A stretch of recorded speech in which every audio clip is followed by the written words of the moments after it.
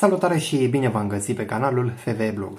De câteva luni bune am tot avut în listă intenția de a cumpăra un kit tip Electronic Loader la care să am libertatea de a regla mai mult limita de putere. Așa că am găsit acest modul de față de la Atork, model DL24, care poate consuma în teorie o putere de maxim 1000 de W. Bineînțeles dacă se fac anumite modificări hardware. Mă refer la acest tranzistor MOSFET. Specificațiile acestui Electronic Loader DL24 de la Atork sunt următoarele. Tensiunea maximă de 200 de V, bineînțeles curent continuu, curentul maxim de 25 A, puterea maximă de 185 de W, însă din soft se poate schimba până în 1000 de W. V-am zis numai dacă schimbăm acest MOSFET, dar deocamdată mă limitez la puterea lui. Alimentarea modulului la 12 V prin conector DC sau 5 V prin conector USB-C. Modulul de față se poate cumpăra în funcție de câte accesorii dorești. Eu am luat varianta cea mai ieftină cu cele mai puține accesorii. Deci placa de bază, un modul având mai multe intrări USB, adică USB-C, micro USB și mini USB și un conector DC. În partea stângă avem niște distanțiere din plastic pentru a nu pune placa de bază direct pe masă. Această punguliță zip. Scoatem de aici. Avem două cabluri, unul negru și unul roșu. V-ați dat seama că se pun pe intrarea acelui conector bloc. Scrie pe ele că sunt de 12 AWG. Știu că de 14 AWG este de 2,5 mm pătrați. 12 AWG e de 4 mm pătrați. Într-o parte are niște conectori semilună. În cealaltă parte, niște conectori crocodil. Eu am unii conectori crocodil mai mici. Să punem unul care l-am eu. Se vede diferența destul de mare. Oricum nu sunt cei mai potriviți. Sunt alți conectori crocodil mult mai buni, dar nu am cumpărat eu. Avem un senzor extern de temperatură. Și un cablu de la USB-A la USB-C. Asta pentru a conecta modulul la calculator, pentru a face upgrade de firmware sau pentru a conecta interfața acestui Electronic Loader la PC. Să explorăm partea electronică. Prima dată vreau să văd ce tranzistor MOSFET este acesta, numai că o să-l dezlipesc de pe poziție, deoarece oricum stă cam într-o parte. Când va apăsa radiatorul, va forța traseul de pe cablaj, iar eu nu vreau asta. Hai să folosesc suflanta că e mai bine pe partea asta. Gata. Voi folosi tresa absorbantă aici.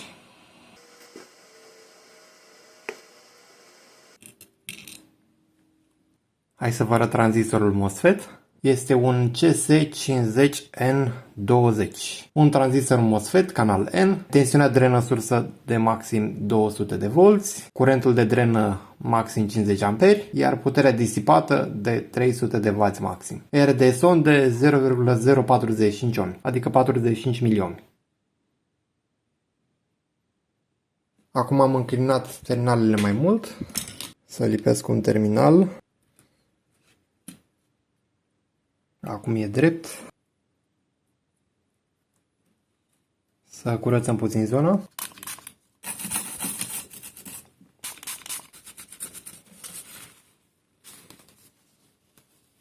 Iar acum tranzistorul stă drept. Aproape drept. Tot e un pic într-o parte. Mai spre partea stângă decât spre dreapta, da. Oricum e mai bine decât era înainte. În zona aceasta avem un conector destul de robust, cu 4 intrări, dar ce este interesant, că două dintre ele, cele din centru, sunt folosite pentru măsurarea tensiunii. Asta înseamnă că putem să luăm două cabluri și să măsurăm tensiunea direct pe baterie, ca exemplu, fără să ne facem griji de căderea de tensiune pe conductoare. 4 butoane, o să vă spun ce semnifică fiecare la prezentarea meniului, buzzerul. Aici avem o componentă ce conține două diode Schottky, se numește VB40100C, e de 2 ori 20 A, iar tensiunea inversă de 100 de V maxim. Conectorii aceștia și aceștia nu m-a interesat să știu ce înseamnă. Aici e legat la plus, aici la sursa tranzistorului MOSFET, conector plus, conector minus. V-am spus că se poate alimenta la 12 V printr-un conector DC, însă se poate și printr-un conector USB. Văd că pe placă scrie USB 5V maxim 2 A sau Power Delivery Quick Charge 12 V 1 A. Acest conector este pentru alimentarea ventilatorului de pe radiator, deoarece kitul vine fără răcire, deci trebuie să avem noi separat.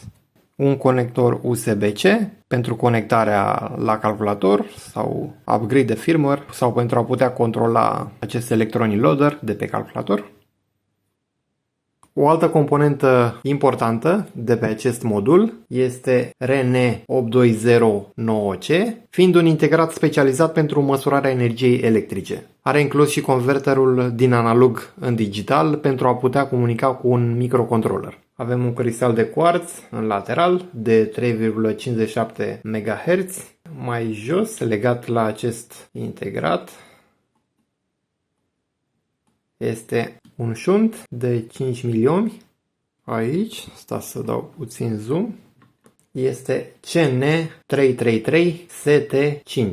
Am căutat pe net și am găsit că ar fi probabil un comparator de precizie cu offset foarte mic, asemănător cu TLV333 sau LMV333. Cu ajutorul acestuia măsoară tensiunea și o avem de testat de pe intrarea electronic loaderului. În continuare, alte integrate A63A, am început să și le cunosc, este un amplificator operațional cu un singur canal LM321. Încă unul aici. Două diode, foarte probabil ar fi diode Schottky. Eu așa am găsit că ar fi, deși prin această notație ar putea fi și diode TVS, dar nu cred. 8205HA, dual MOSFET, canal N, mai avem încă unul și sus, un LED, charging LED. Aici nu am înțeles ce vrea să ne indice. Încărcare, dar la ce încărcare? BP2P066 TLC.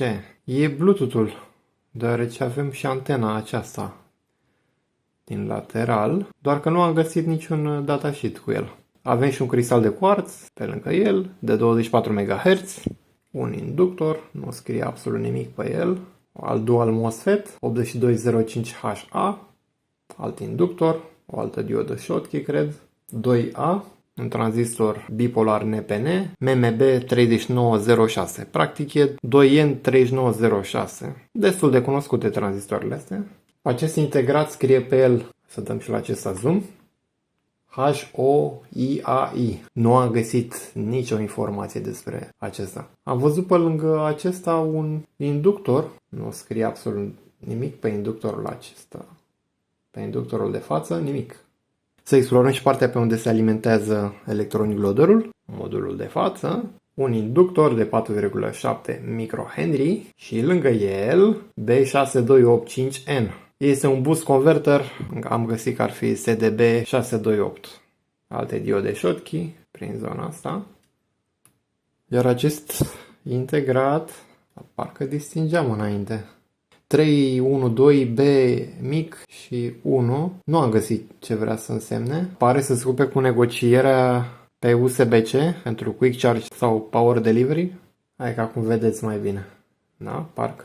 312B și mai trebuie să scrie încă cifra 1 lângă. S-a cam șters.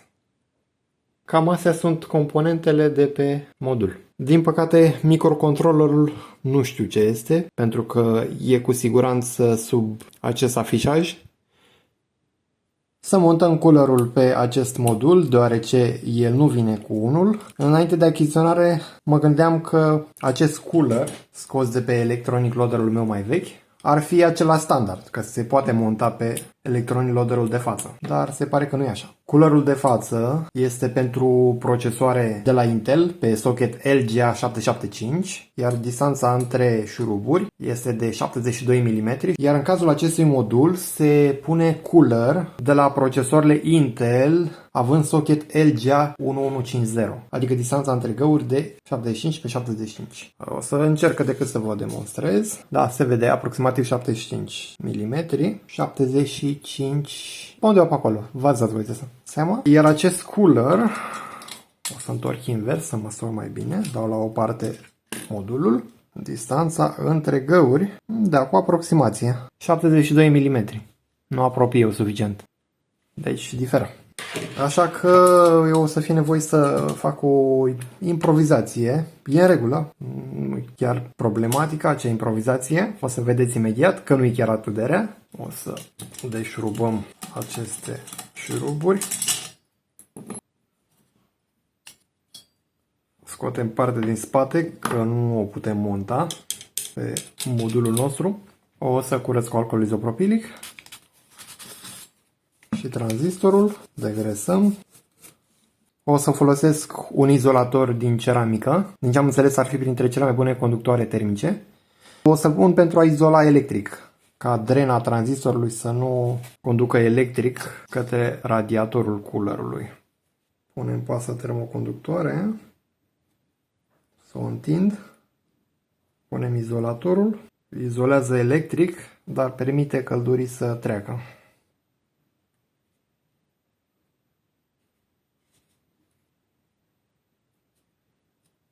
Iar pentru montarea culoarului voi folosi provizoriu niște chestii din plastic, am uitat cum se numesc, de prindere. Cam așa vine.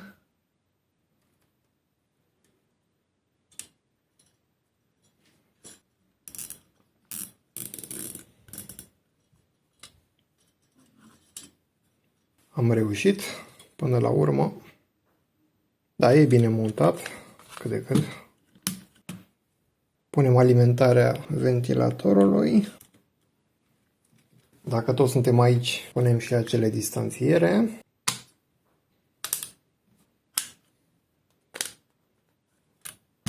Gata. Iar acum să alimentăm acest electronic loader. Perfect. Și a pornit. În continuare, o să vă prezint meniul acestui electronic loader. Prima dată butoanele. Avem 4 la număr, setup în zona asta, minus, plus și butonul de jos, start, return sau OK. Pe ecran, în colțul din stânga sus ne spune că electronic loaderul este în curent constant, valoarea setată a curentului constant. Aici avem pictograma de Bluetooth. Când e conectat prin Bluetooth, ne apare aprins un LED în zona asta albastru. Ne afișează tensiunea pe fond galben, curentul, puterea, rezistența sarcinii noastre, energia, am testat eu înainte electronic loaderul și de asta avem valorile respective, capacitatea, timpul, ETS chiar nu știu ce înseamnă, timpul de descărcare, da, putem seta și un timp de descărcare, ore și minute, putem seta tensiunea minimă pentru a deconecta bateria la terminarea descărcării, temperatura tranzistorului MOSFET, aici arată mai sus decât e în realitate. Știu că se poate calibra. Actual nu cred că e mai mult de cam până în 22 de grade. Aici văd că ne poate indica și rezistența internă a bateriei. Mai jos ne spune dacă e pornit electronic loaderul nostru sau oprit. Se poate porni-opri apăsând pe butonul on-off. Neavând atașat nimic pe intrare, o să ne indice 0 în zona asta. Da? Se vede on. Acum, dacă apăsăm pe minus și plus, setăm curentul din 100 în 100 de mA. Apăsând scurt pe setup, putem muta ce să schimbăm, adică să reglăm mai fin sau mai brut, din amper în amper, din 10 în 10 de amperi, maxim este 25 de amperi, minim e 5 mA. Aici schimbăm în miliamper în miliamper, din 10 în 10 de miliamperi și din nou din 100 în 100 de miliamperi. Apăsând lung pe setup, putem schimba în tensiune constantă, în rezistență constantă, în putere constantă și ne întoarcem înapoi la curent constant. Apăsând încă o dată, scurt, putem schimba timpul de descărcare, o oră, 2, 3, 4 sau din minut în minut. 5 minute, 10 și așa mai departe. Lăsăm. Dacă apăsăm mai lung pe plus sau pe minus, se schimbă mai repede. Da? Ca să știți. E valabil la toate setările, și la curent, și la tensiune și așa mai departe. Apăsăm încă o dată pe setup. Putem regla tensiunea de tăiere, la ce tensiune minimă să deconecteze descărcarea bateriei, să se termine descărcarea bateriei și ne întoarcem de unde am plecat. Reglarea curentului de descărcare. Pentru a intra în setările electron loaderului de față, apăsăm lung pe butonul de jos, de start. Și avem mai multe setări. Putem seta limba, apăsăm pe start și schimbă limba în chineză sau engleză. Eu o las în engleză. Luminositatea display-ului de la 1 la 9, eu las la 9. Luminositatea display-ului în standby. Putem seta tot la fel de la 1 la 9. Timpul când să intre în standby, 60 secunde. Aici probabil de la 1 secundă la 60 secunde putem, mai mult nu.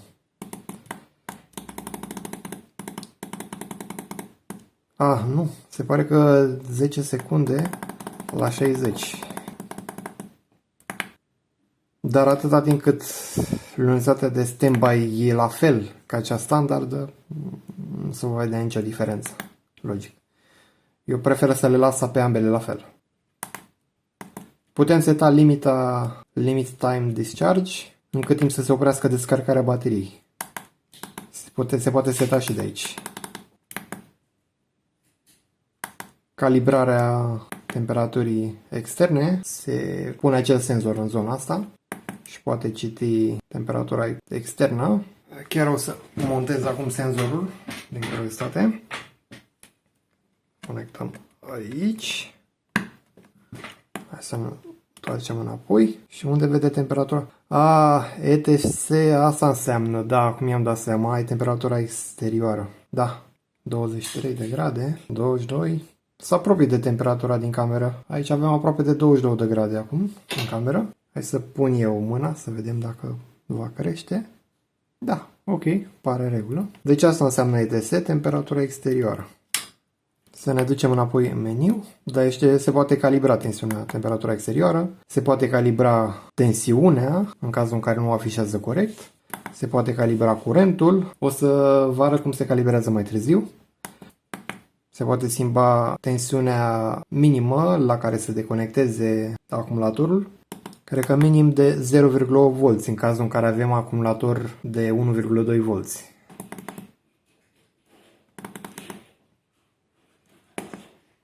Las pe 0. Protecție la supracurent. La 25 putem seta mai puțin în cazul în care dorim noi. Protecție la supraputere e mai jos. Da, 185 de W. Iar aceasta se poate schimba mai sus de 185. Bineînțeles că ne spune să fim atenți deoarece putem distruge MOSFET-ul. Da? Doar ca o curiozitate. O să văd care e puterea maximă. 1000. Și 1000 e puterea maximă. O să la 185 cum a fost setat. Da, pe aici. Protecție la supratemperatură pentru senzorul extern, 75 de grade. Este foarte folositor în momentul când pui pe o baterie litiu-ion, ca idee, iar dacă acea baterie se supraîncălzește, va opri descărcarea ei. Over temperature MOSFET. Protecție la supratemperatură pentru acel MOSFET. Știu că era setat la 100 de grade înainte. Se poate și mai sus de 100 de grade. Hai să vedem cât. 120 de grade maxim. Eu setez la 90 de grade.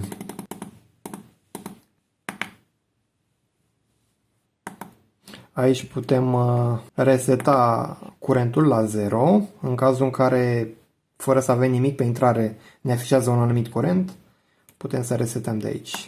Da? Dăm pe on și s-a resetat. Aici resetăm contoarele de energie și capacitate. Ați observat că aveam anumite valori. Resetăm. Și dacă ne întoarcem lung, să vedeți că s-a resetat. Că afișează bine. E super. Afișează bine. Nu-i rău. În afară de temperatura MOSFET-ului, afișează cam mare. Ar trebui reglată mai jos. Calibrată. Că nu e bine. Intrăm înapoi în meniu. Aici resetăm la setările din fabrică. Mini discharge jump.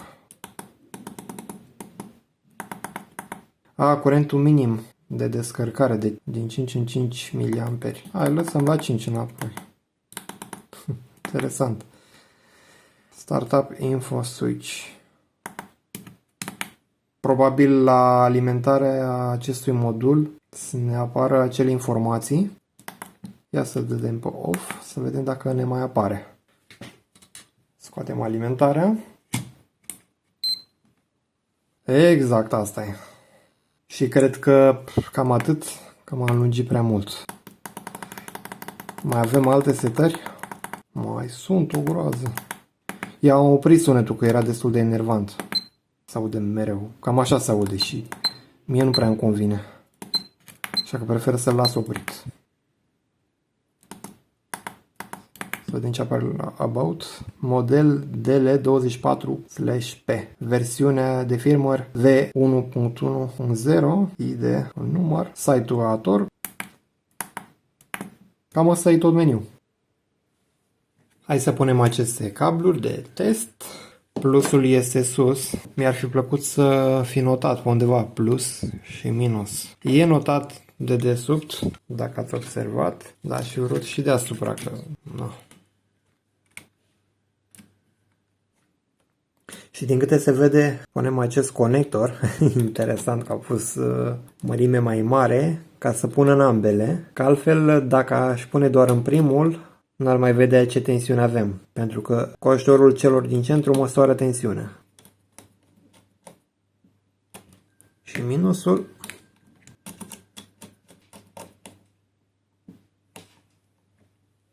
O să folosesc sursa mea de laborator liniară. Și plusul, iar acum o să vedem tensiunea pe afișajul electronic loaderului, puțin peste 20 de volți, e reglat la 1 amper. Vom verifica curentul în constant, prima dată. Pentru a porni, apăsăm pe butonul de jos, Start, iar acum este în curent constant. Bineînțeles că aici scade din cauza căderii de tensiune pe cablurile de test. Da. Aici mărim din 100 în 100 de mA. Apăsăm pe Setup și mărim din amper în amper.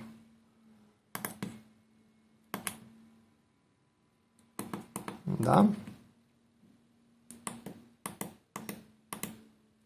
Din 10 ce miliamperi, 1,02 amperi, 1,03 și așa mai departe. Oprim. A reglat sursa de laborator la puțin peste 12 volți.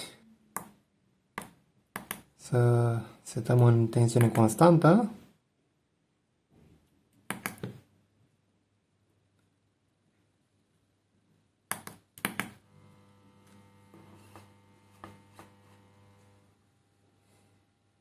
Și scade automat sarcina, rezistența sarcinii, astfel încât să mențină tensiunea constantă.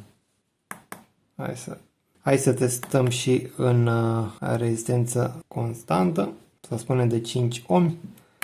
Pornim. Am dat save și pornim. Iar acum rezistența de sarcină rămâne constantă. Creștem tensiunea sursei de laborator. Aproape constant. Da, chiar rămâne constant. Și conform legii lui Ohm, creștem tensiunea, crește și curentul. Să vedem ce mai avem mai departe. Putere constantă de 5W. Ia să vedem aici. Iar acum el încearcă să mențină puterea constantă. Crește mai mult. Bineînțeles că va crește rezistența.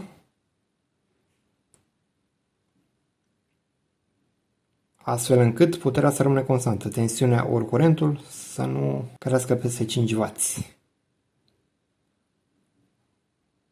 Oprim. Dar marea majoritate va folosi în curent constant. Iar acum aș vrea să testez puterea maximă setată pe default la 185 de W. Am reglat sursa de laborator la puțin peste 30 de volți. Să mergem puțin în meniu. E reglat la 185 de W. Așa. Pornim electronic loaderul. Iar acum vom folosi un curent constant și vom crește curentul până atingem 185 de W. Am depășit 100 de W.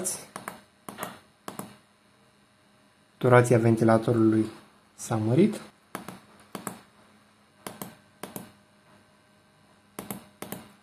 Și ne apropiem de aproape 185 de W. Încă puțin. Gata. Am atins 185 de W. Scădem la 6 amperi, pornim. Creștem puțin mai mult curentul. 180 de W.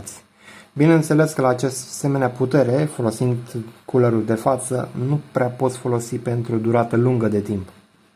Bineînțeles că aici ne afișează puțin mai mult față de realitate. Ați observat că nici nu pornisem deloc acest electron loader de mult timp și ne afișa 27 de grade, iar în cameră avea mai puțin. Și în realitate avem pe undeva pe la 70 ceva, cu vreo 3 grade pe plus afișează aici, 3-4 grade.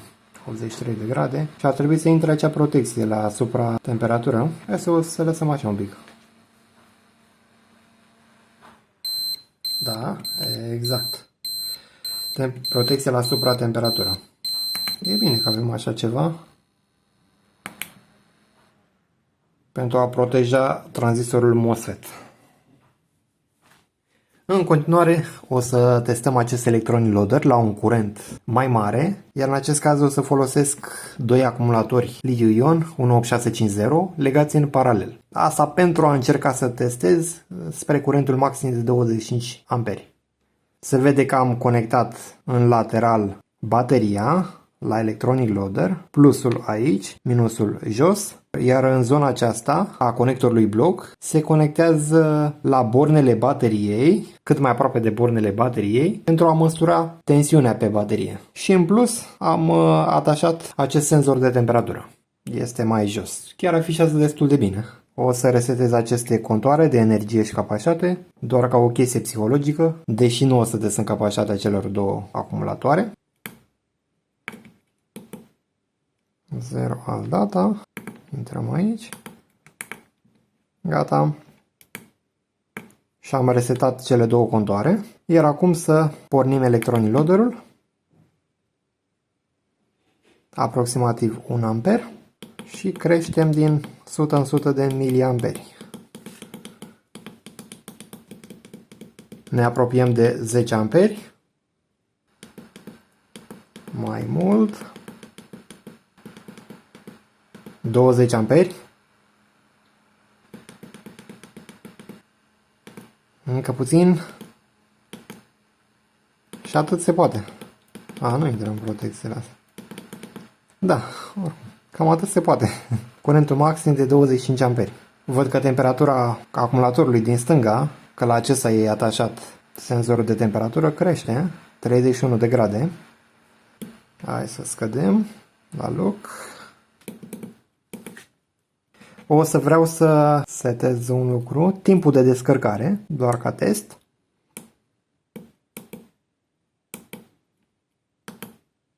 Hai să spunem 3 minute și pornim și cam în 3 minute ar trebui să se oprească descărcarea. Doar ca să testăm această funcție. Mai avem foarte puțin și ar trebui să se oprească descărcarea. Și s-a scurs timpul de 3 minute setat de noi, interesant, și ne arată aceste informații, că modul în curent continuu, bateria numărul 1, s-a oprit după 3 minute, capacitatea am măsurat-o după cele 3 minute, ne-am testat înainte și la un curent mai mare, energia și timpul de la începutul testării celor două acumulatoare. Long press to exit. Și acum aș vrea să mai setăm și altceva, doar că trebuie să resetăm timpul ăsta, adică să resetăm, să-l dezactivăm. Iar în continuare aș vrea să setez și la ce tensiune minimă să se oprească descărcarea celor două acumulatoare. Nu o să aștept până la 2,5. O să setez undeva pe la 3,2 V. Pornim. S-a salvat acum și pentru a porni apăsăm încă o dată pe start și apare jos on. Am uitat eu să desfac folia asta. Hai să o facem acum.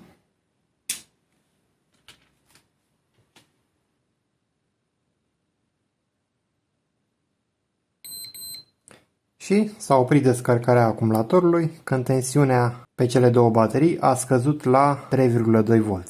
Apăsăm lung pe on-off pentru a ne întoarce la început. Să vă arăt și aplicația pe telefon. Ideea este că pe alt telefon am reușit să schimb limba în engleză. În cazul acestuia nu reușesc. Văd că stă doar în chineză, din păcate. Orice aș face, rămâne în chineză. Aici intru în setări. Schimbă. E foarte bizar. Și răspunde un pic cu întârziere, dar în fine. Aici modificăm curentul. Aici nu știu. On-off. Pornim și oprim. Butonul de start. Dacă ține mai mult. Nu merge. Nu e ca butonul din zona asta. Cele două butoane.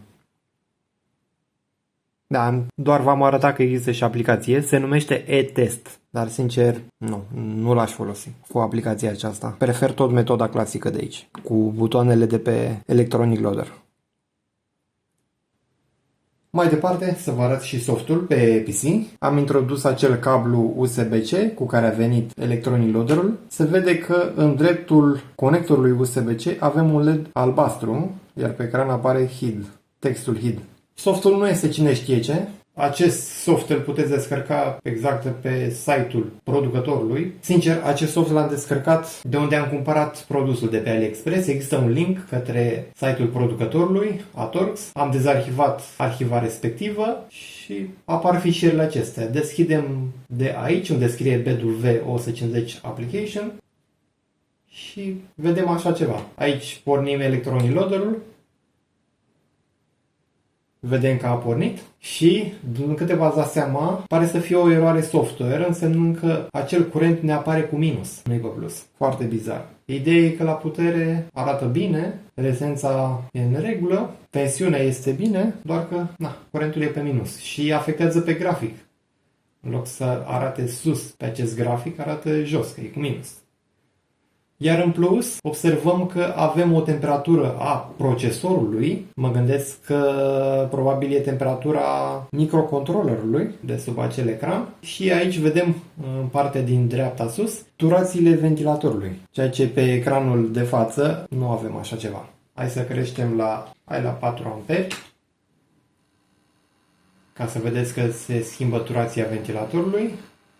1600-1700 de rotații pe minut. Și pe grafic se vede că e pe minus curentul. Da, cam asta e. Hai să oprim aici. Și cam așa arată meniul principal, cum s-ar spune. Probabil aici se face upgrade firmware, update firmware, setările, în curent constant, tensiune constantă, rezistență constantă, putere constantă. Acestea sunt pentru alt modul, alt aparat complet altceva. Kitul de față nu are așa ceva. Setări. Putem schimba limba, este pe engleză. Engleză A, engleză B, chineză A, chineză B. Probabil stilul. De aici putem calibra tensiunea, curentul, putem calibra temperatura de citire exterioară în caz nu ne arată bine. De aici putem seta mult mai ușor aceste chestii, cum ar fi tensiunea minimă la care să se oprească descărcarea acumulatorului și așa mai departe. Protecția la supracurent, supraputere. Și ați observat că dacă apăsăm pe curent constant, se schimbă și pe ecranul Electronic Loader-ului. Hai să schimbăm aici la 1 volt. Și vedeți că s-a schimbat și pe ecranul Electronic Loader-ului. Încă o dată, 1,4. Și cam acesta este softul de pe PC. Alte aspecte pe care le consider foarte importante la un Electronic Loader este calibrarea. Faptul că cel de față se poate calibra. Din păcate cel vechi nu îl puteam calibra. Pentru început, să intrăm puțin în meniu și hai să resetăm datele respective, capacitate și energia. Iar mai departe o să vreau resetarea lui ca din fabrică, cred că asta înseamnă. Hai să vedem. Gata, hai să ieșim din meniu. Iar acum s-a resetat. Am făcut asta pentru a vă arăta cum se calibrează. Deși eu îl calibrasem dinainte. Ca referință voi folosi multimetrul din partea stângă. Afișajul acestuia o să-l vedeți puțin în ceață, nu am de ales, deoarece trebuie să aleg unul dintre ele. Focusul trebuie să fie doar pe unul. Din câte se vede, resetat ca din fabrică, afișează pe plus. În manual nu scrie la ce tensiune se poate calibra, o tensiune anume, așa că deocamdată o să aleg, să spunem, 30 de volți. Perfect. Am reglat din sursa de laborator exact 30 de volți. Intrăm în meniu, apăsăm lung pe return OK, apoi pe plus sau pe minus, până ajungem pe minus. Voltage Calibrate Reference. Apăsăm pe butonul de aici, Start, ne avertizează și acum să calibrăm. Așa e cel mai aproape. Lăsăm așa deocamdată și vedem. Apăsăm pe Start, pe plus și apoi încă o dată pe Start și s-a calibrat tensiunea. Cred că s-a calibrat. Mergem înapoi. Hai să reglăm la tensiune mică, ca de exemplu spre 3,3 volți. Da, multimetrul din partea stângă, iar electronic loaderul afișează surprinzător de bine. Hai să schimb lumina aia, că mă enervează. Lumina de standby să rămână la fel ca lumina cealaltă. Luminozitatea la aproximativ 5 V, 5,011, 5,0012 și acesta afișează foarte aproape de valoarea respectivă. 12,0 V, iar acesta tot 12,08, 24 de volți, acesta 24, nu e rău deloc, 36,01, iar acesta puțin peste. Să nu uităm și de calibrarea curentului. Am schimbat multimetrul pe măsurarea curentului. Bineînțeles că am așezat în serie cu electronic loaderul. Fără calibrare să vedem cât arată. 0,996 amperi. Chiar și necalibrat nu arată rău. Da, o să trebuiască o mică calibrare. Apăsăm pe Start OK lung, pe plus, până ajungem la Current Calibrate Reference. Pe plus, pe Start și aici nu dau seama cum să trec. Trec cu plus, cumva pe plus. Ia să vedem. Ok. Ne-am întors.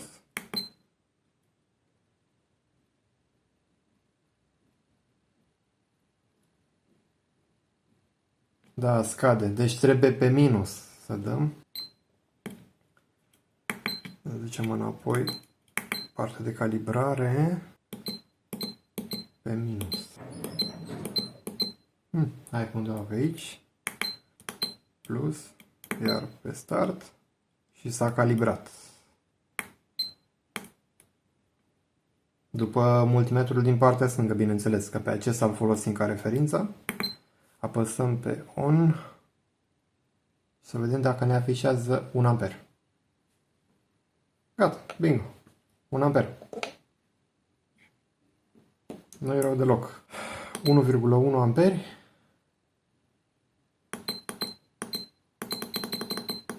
Doi amperi. Perfect. O să vreau să reglez ordinul zecilor de miliamperi. Ar fi trebuit să schimb eu multimetrul pe miliamperi. Hai să schimb pe miliamperi. E mai precis așa. Chiar nu afișa 0. E bine. 30. 30,5 în realitate. Puțin pe plus. 100 de miliamperi.